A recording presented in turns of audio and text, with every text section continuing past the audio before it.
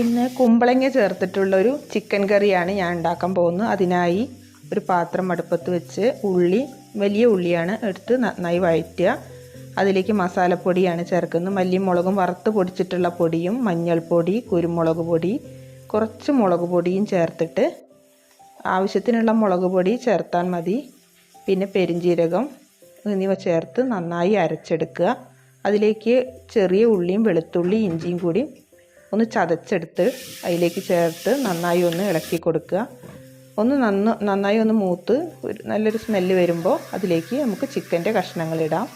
കൂട്ടത്തിൽ ഈ കുമ്പളങ്ങയുടെ കഷ്ണങ്ങളും കൂടി ചേർത്ത് നമ്മൾ അരച്ച് വെച്ചിട്ടുള്ള മസാല ചേർത്ത് നന്നായി ഒന്ന് മിക്സ് ചെയ്ത് കൊടുക്കുക. അപ്പോൾ ചിക്കൻ്റെ കൂടെ തന്നെ ഈ കുമ്പളങ്ങയും നന്നായി വെന്തോളും. എന്നിട്ട് നമ്മൾ ഈ നാളികേരപ്പാലും കൂടി ചേർത്ത് കഴിഞ്ഞാൽ അടിപൊളി ചിക്കൻ കറി ഇവിടെ റെഡിയാണ്.